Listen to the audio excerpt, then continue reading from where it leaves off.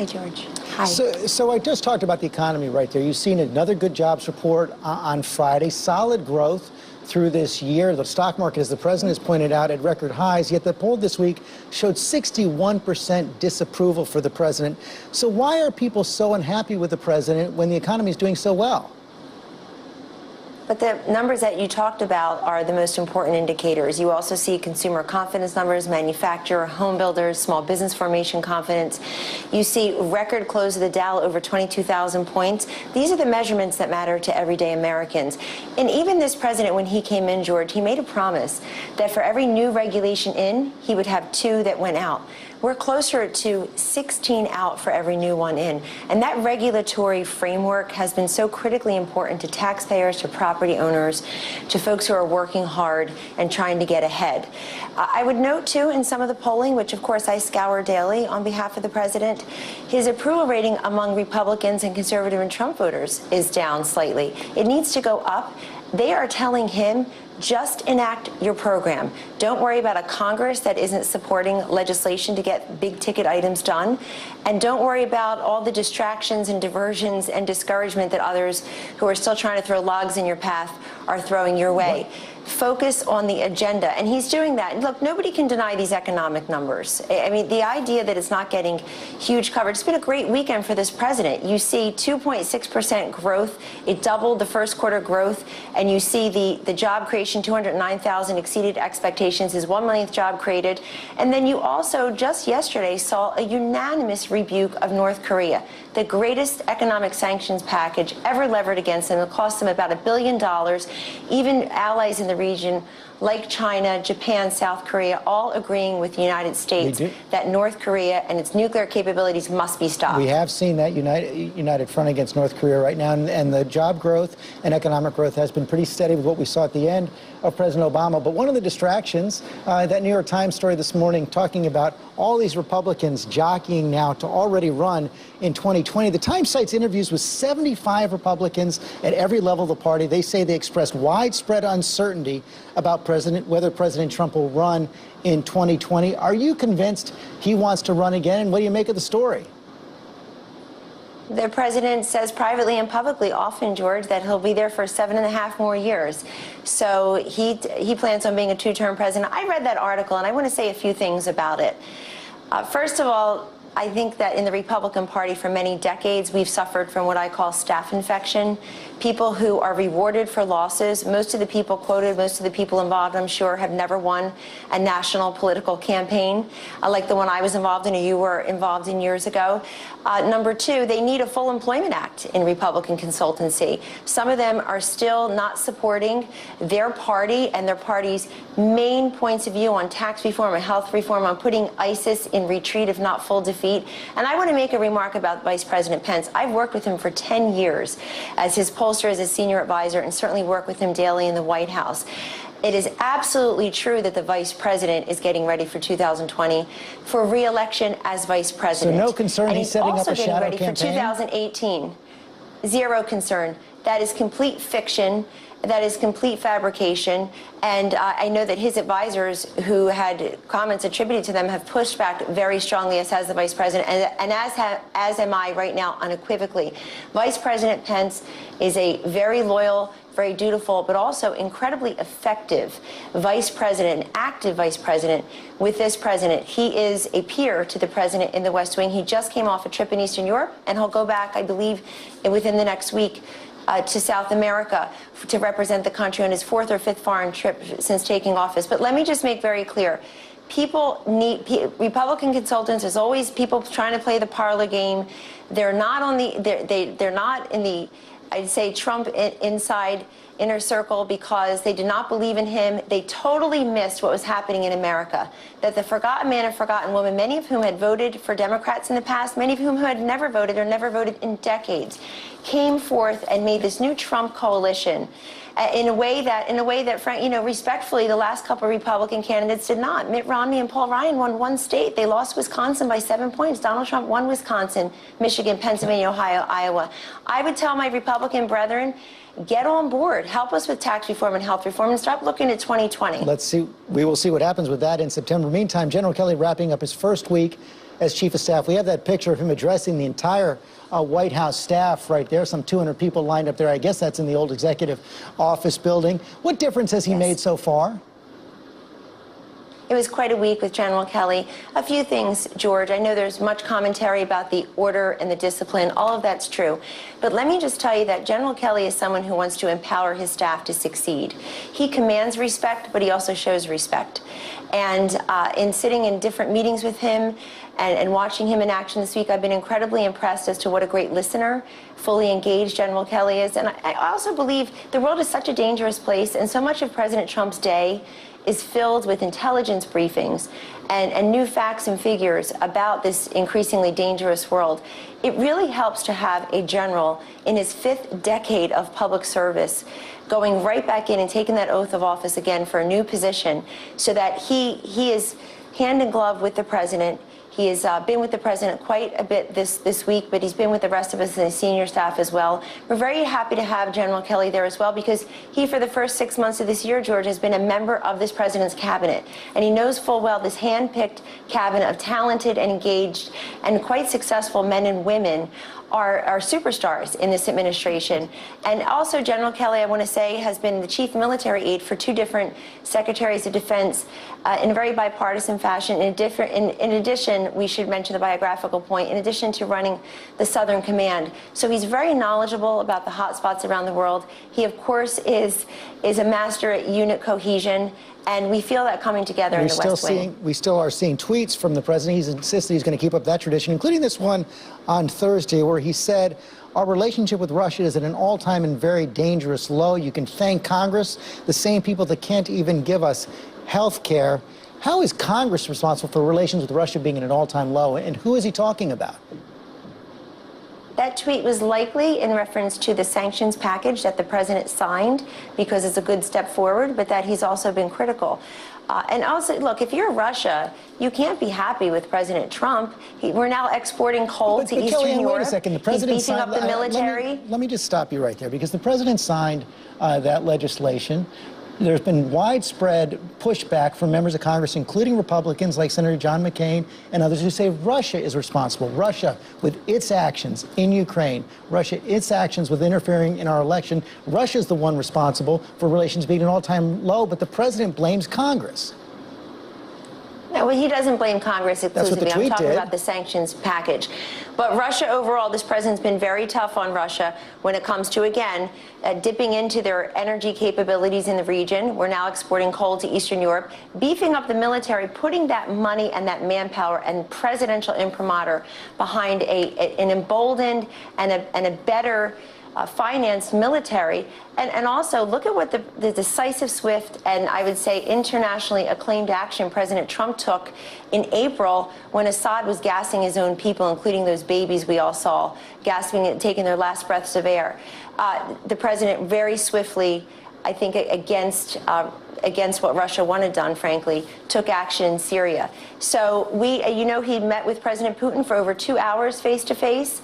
We know that if we can work on the big issues with Russia, like defeating ISIS and not calling them our determined enemies like Hillary Clinton did a year ago, and not putting them in full retreat or defeat, calling them the JV team that was losing power, as President Obama did, then we'll work on those issues. We're very happy that Russia was one of the 15 members unanimously voted for sanctions yesterday on North Korea. You have 5 permanent members and 10 rotating members. Kellyanne, that's very different from the message the president is sending in that tweet. You also have bipartisan members of Congress right now, including coming up on this program, Tom Tillis and Chris Coons, who now are introducing legislation to protect the special counsel, Robert Mueller, saying that any decision by the president to fire Mueller, if it indeed comes, should be reviewed by a judge. What does the president think of that legislation?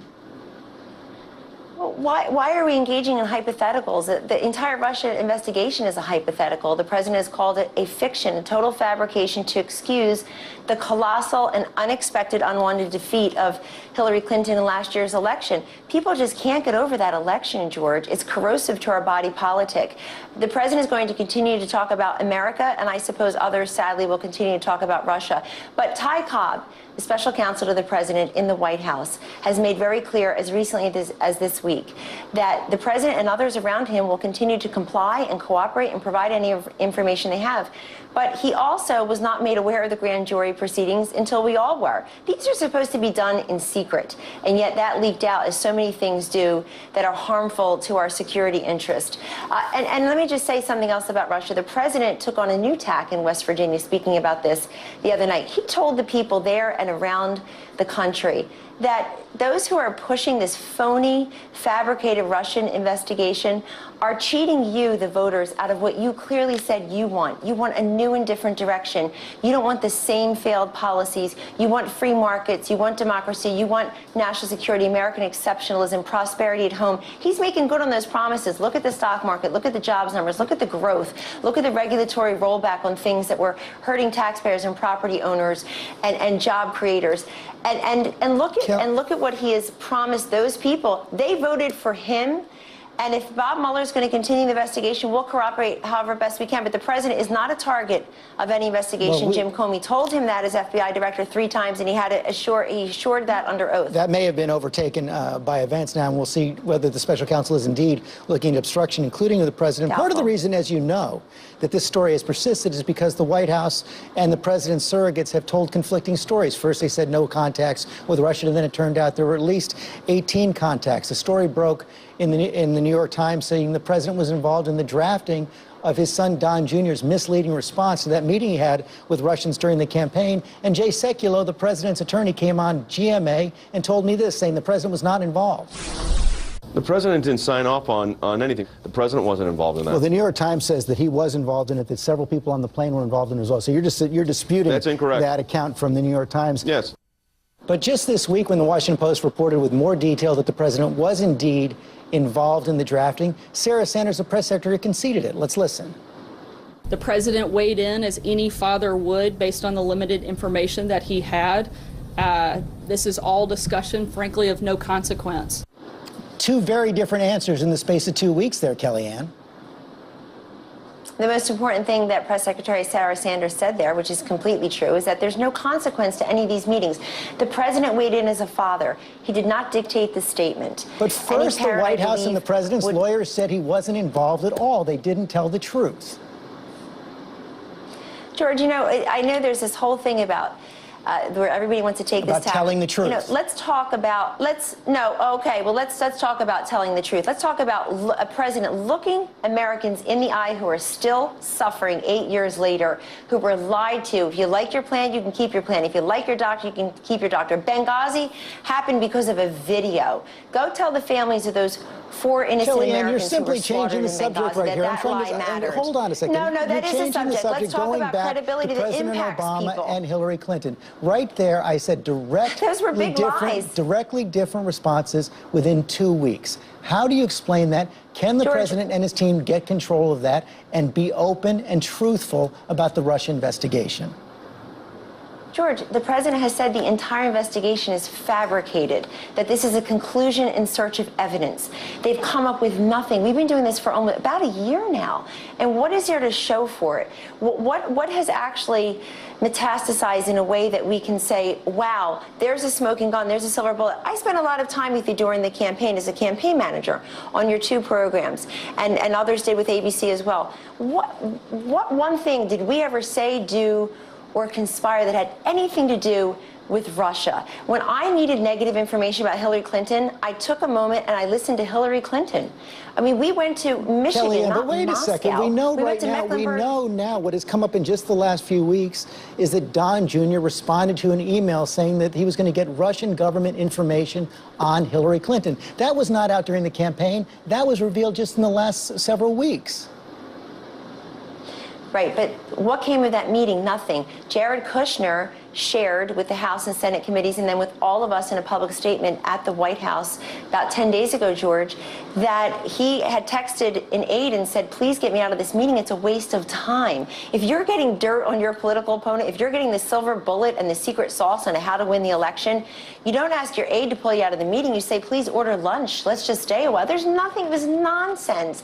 It was a ridiculous meeting. It was nothing. People want to offer their services and have meetings all all of the time, believe me. I know you know this. But let's look at the consequence. No follow-up, no results, line, no Kellyanne. relatability. I was never informed of that meeting. I found out about it when you found out about it, when the rest of the public did. When the president had no knowledge of that meeting. Bottom line, Kellyanne. Yes. Does the president commit to not firing Robert Mueller? The president has not even discussed that. The president is not discussing firing Bob Mueller. But will he commit not to fire him? We are complying and cooperating with. He has not even discussed He's not discussed firing Bob Mueller. That's not what I'm asking. And in fact, Ty Cobb. Well, hold on. I'm not the president's lawyer here, but I will tell you as his counselor, he is not discussing that. You have to listen to his special counsel, Ty Cobb, who works in the White House now, and has said very clearly, George, this week, that we will continue to cooperate with Bob Mueller in his investigation, even though he just hired the 16th person.